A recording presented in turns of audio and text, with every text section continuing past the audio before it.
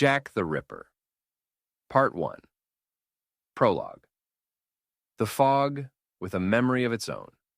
London presses on your temples not with thunder but with whispers. In August 1888, the East End is a fabric of small noises. Moths in a tailoring loft, a horse's snort outside a pub, the clink of gin bottles. A woman in a kerchief counts coins enough for a rope, not for a bed. The lamp smokes, a dog worries a bone, and the fog reaches through windows with fingers that feel older than the century. The names schoolchildren and criminologists will chant one day are, for now, ordinary. Polly, Annie, Liz, Kate, Mary Jane. They are not heroines of a tragedy. They are residents of streets where every evening is a lottery of cold, coppers, and chancemen. Somewhere nearby walks a man without a face. The city will give him a name, so it can stop fearing a nameless thing. The name will stick like wet paper to a bottle. Jack the Ripper. Part 2. The setting. How the East End works. The East End is not merely a poor district, it is a machine that manufactures poverty. Doss houses sell two kinds of sleep: 4p for a bed, 2p for a rope, a crosswise line where people doze sitting until they are tipped off at dawn. Markets, Spitalfields, Petticoat Lane, smell of onions and wet wool. Shifts at docks and sweatshops, pay in promises as often as in coins. Nights are not quiet, they work. Policing is split. The Metropolitan Police, H Division Whitechapel, J Division Bethnal Green, cover one side. The City of London Police cover the other. Their jurisdictional seam runs across a few blocks like a thin stitch in dirty cloth.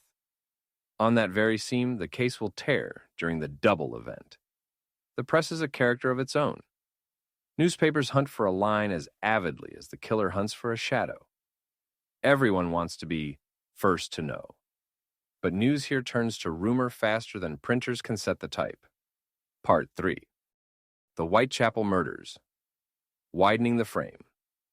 Beyond the canonical five, other deaths smolder like dim lamps at the edge of the stage. Emma Elizabeth Smith, the 3rd April 1888. Attacked by a group. Injuries and complications. More likely gang violence, yet her name opens the police folder. Whitechapel Murders. Martha Tabram, 7 August 1888. Many wounds on a stair landing. A debated prologue. The method differs, but time and place rhyme. Alice Mackenzie, 17th of July 1889.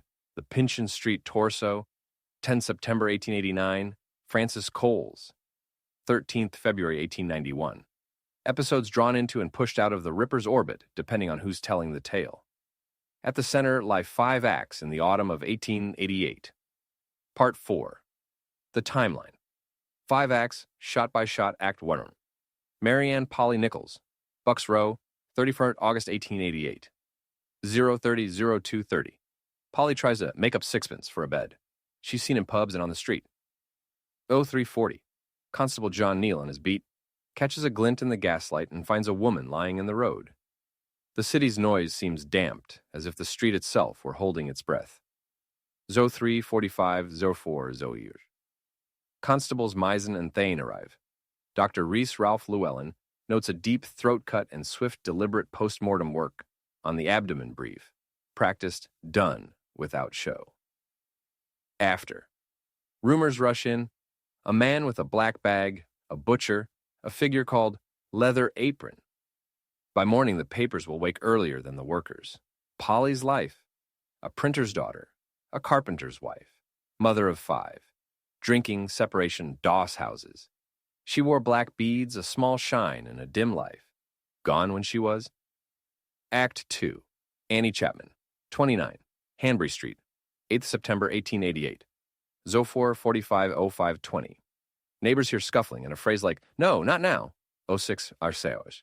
A costermonger spots the body in the backyard by the steps. 06:30:07:0. Dr. George Bagster Phillips confirms death and removal of an organ. The yard fills with lodgers, shopmen, children. The human tide stomps the ground while it is still soft with evidence. Witness contours. John Richardson says he sat on the steps at 04:45 to trim his boot with a knife and saw nobody, a thread any defense would seize in a hypothetical trial.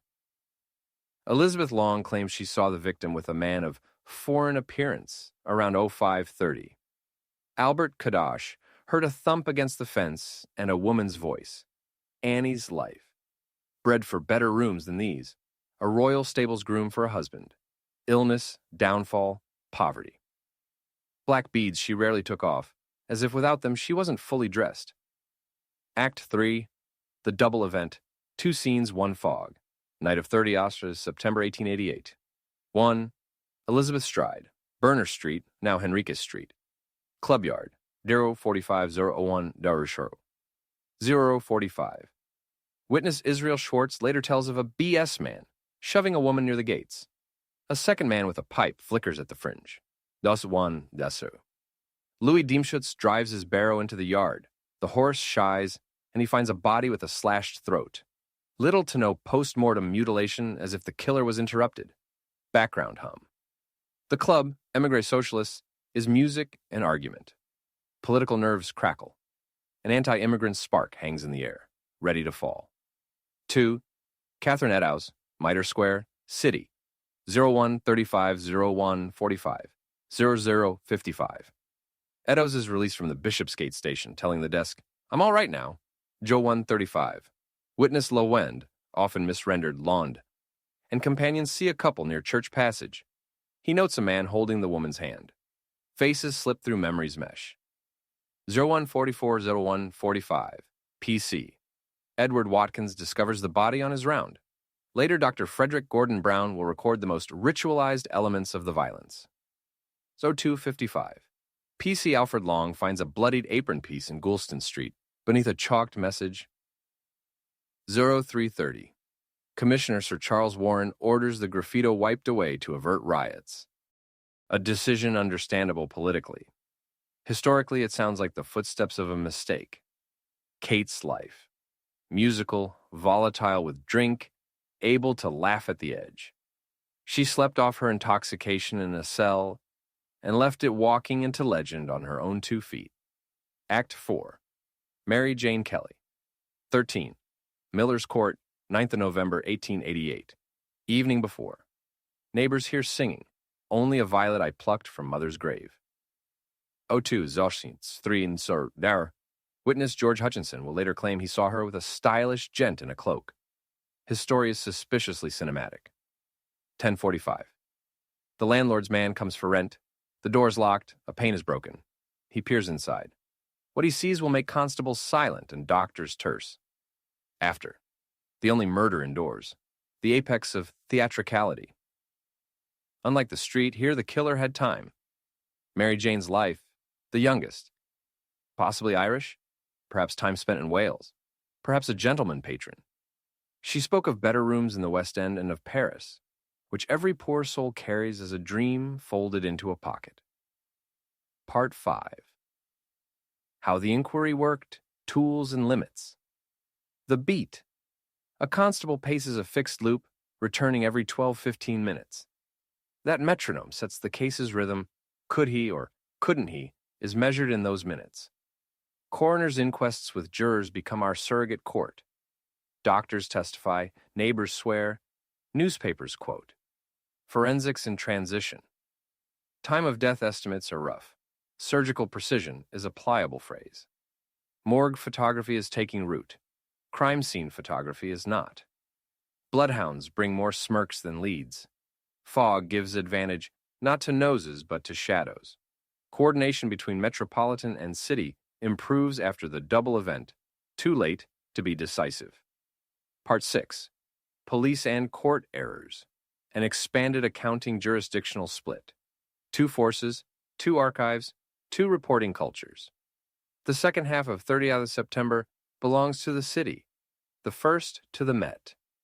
Between them, the golden hour leaks away. Goulston Street. The erased graffito is a century-long lesson. Fear of pogroms was real, but evidential value was not zero. A photograph, sizing, a handwriting capture gone with a wet rag, crowds at scenes, yards became theaters, lodgers, children, journalists. A cordon becomes a sieve rather than a wall. Information noise, letters, postcards. He writes to us. The inquiry drowns in sorting trash instead of riding the current of evidence. Politics on top. The Home Office line against rewards is principled, but unpopular. The vacuum is filled by George Lusk's Vigilance Committee energetic, but toothless. Medical contradictions. Phillips versus others. Professional untrained. Right-left-handed. To jurors, this would sound like the experts disagree. To a defense, like oxygen. Stigma and xenophobia. Leather apron, John Pizer, is a label that lets steam hiss from the city's pipe in a convenient direction while the knife vanishes into fog. The district's daily tempo. Police measured minutes. The East End lived by half-hours market, pub, lodging line. Different clocks in the same church. Part 7. Letters, boxes, signatures. The Theater of Correspondence. Dear Boss, 25 September. A letter to the press in a sly, self-mocking voice, already signed Jack the Ripper. A journalist could have written it, a hoaxer, the killer himself. The name is fixed in printer's ink regardless. Saucy Jacky, Surfer in October, a postcard that seems to gloat over the double event, a graphomaniac wearing a murderer's mask. From Hell, 16th October. A note to George Lusk with half a kidney in a parcel. Doctors argued then and argue now, human or not, compatible or not, could it have belonged to Catherine Eddowes? The science of the day cannot hand us the tidy answers TV prefers. Many other missives followed. The Openshaw letter, to a doctor, endless, I am Jack lines. Truth is simple. When the monster sounds louder than the police, many will try to speak in the monster's voice. Part 8. Psychological profile. Deeper, with caveats. Sexageethnicity. Probably male, 25, 40, white, locally, of the place. Knows courts and sneaky cut-throughs. Visibility. Unremarkable by daylight, neither an abject derelict nor a cartoon gentleman. The sort of face your eyes slide past. Competence. Confident, unhurried work with a knife. Not necessarily a surgeon. More likely a trade where knives are extensions of the hand. Slaughterhouse, hide work, barbering. Victim choice. Women in a moment of acute economic stress. Forced into fast, shilling encounters. Not merely vulnerable, they are structurally made accessible by the city's economics. Ritual theater. Posing and post-mortem actions are not chaos. They are staging, sometimes in open air, sometimes in a room where ideas can be completed. Motivational alloy. Hostility toward women as emblems of dependence contempt.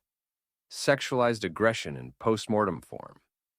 Grandiosity letters, gifts, as a thirst for power over public attention. Risk management. The attacks fall in a narrow, quiet window between noisy night and working morning.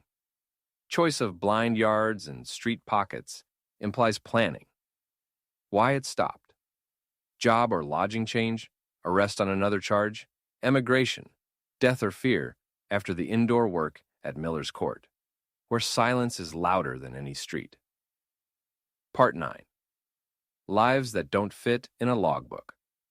We often meet the victims as points on a map. Let's give them a room again. Polly Nichols. She told funny stories about former well-to-do employers. She liked fringed shawls, as if the fringe lengthened her reach toward warmth. Annie Chapman. She held herself at a lodging house doorway as if it were her own threshold. Illness slowed her, but never muted her. Liz Stride.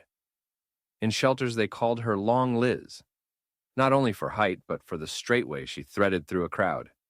Catherine Eddowes. She sang. Sometimes one song bought bread, sometimes it bought another drink. Fate loves such twins. Mary Jane Kelly. She claimed she had seen the best rooms in the West End and wanted Paris. Every poor person keeps a private Paris folded in the mind. Part 10. His childhood. where the archive is silent. You ask for the killer's coming of age. In this case, it is not he who grows up, but the place. The East End's childhood is coal dust in lungs. The first knife is a kitchen tool. The first shout is a foreman's lash on a factory floor. Whoever he was, he learned the district's chief lesson. To be unnoticed is an advantage.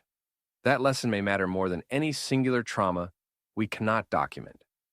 Part 11. Suspects, an expanded gallery of shadows. Aaron Kosminski, a Polish-Jewish barber with mental illness. Committed in 1891.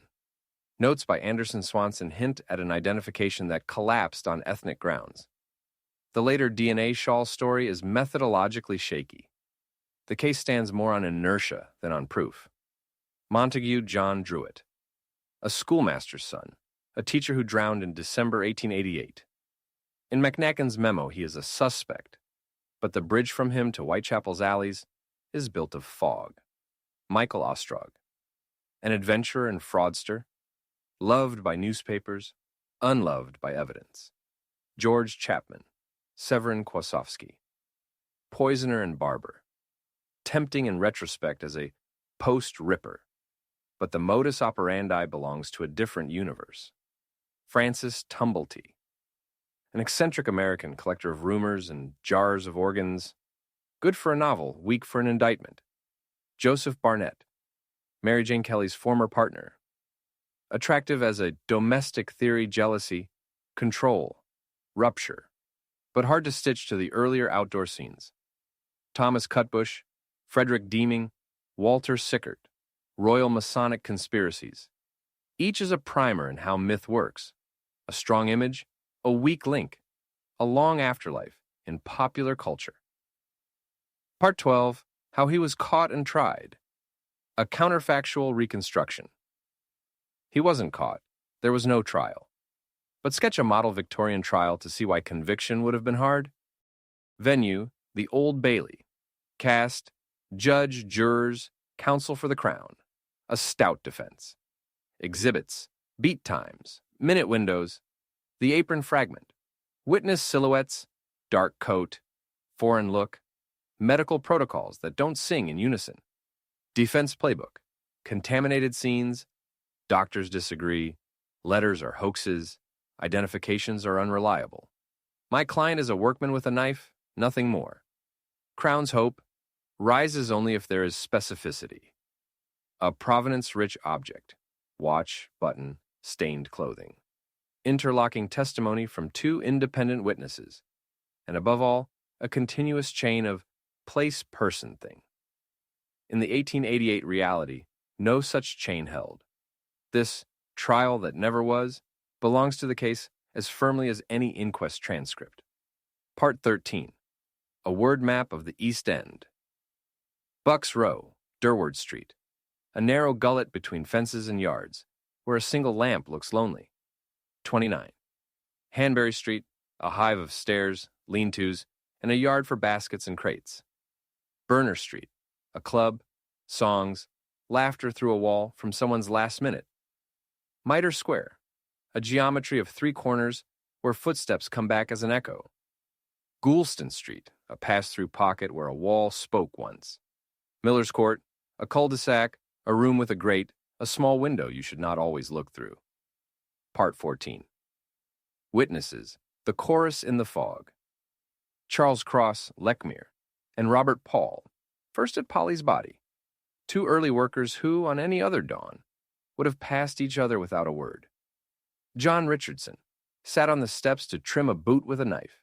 His words still prop the argument over Annie's time of death. Israel Schwartz, the man we still want to ask, was it wise to cross then? Joseph Lawenda saw a couple at Church Passage. Did he see a face? P.C. Edward Watkins, P.C. Alfred Long, the metronome constables. Theories hinge on their minutes. George Hutchinson, too detailed to be true, too timely not to delight the press. Part 15. What the case changed. Sprouts of reform. Scene security. Years later, it will be routine. Fewer gawkers, more cordon. The lesson is written on Hanbury Street. Interforce communication. Jurisdictional seams learn to breathe instead of tearing the cloth. Public interface. Vigilance committees, maps, handbills. The early sketch of what we now call community policing. Forensics and criminalistics. From eras that wiped chalk with a sponge to 1901, when the Met adopts fingerprinting. Between those points runs Whitechapel's long shadow. Part 16. Myths versus facts. Clearing the minds. He was a surgeon. Not required. The technique looks confident, but within reach of a knife trade. Royal conspiracy. Literary, yes. Evidential, no. The letters are his voice. Some may be, many are not. Without verification standards, the mask speaks for many faces. The Goulston graffito is a Masonic cipher. One of those everything is connected stories that ripen poorly with time. Part 17. Why he wasn't caught. The mechanics of failure expanded. Tempo. Short attacks, beats too far apart. Topology. Courtyards, pockets, cut-throughs, known by muscle memory. Anonymity of poverty. Doss houses teem with men who carry knives for work. You don't seek a needle in a haystack. You seek a needle among needles, no single window of evidence. Each scene holds its own secret apart from its neighbors. Chance. A chain of almosts, spooked on Berner Street, a constable passes by Mitre Square at 1:30, writes a history of if only. Part 18. Epilogue. The name of a shadow and the names of women. The phrase Jack the Ripper is a successful brand of fear. It sells books, films, and tours through dark lanes. But the shadow brand has an anti-brand names that are not sold, but kept. Mary Ann Nichols, Annie Chapman, Elizabeth Stride, Catherine Eddowes, Mary Jane Kelly. Their biographies are not an appendix to a legend. They are its center. If the story teaches anything, it is not about the monster. It is about a street that renders people invisible. And about light, not only illumination but policy, safer nights, rooms to sleep in, work that doesn't force a woman to make up sixpence at 4 a.m. Picture an early morning at Spitalfields Market.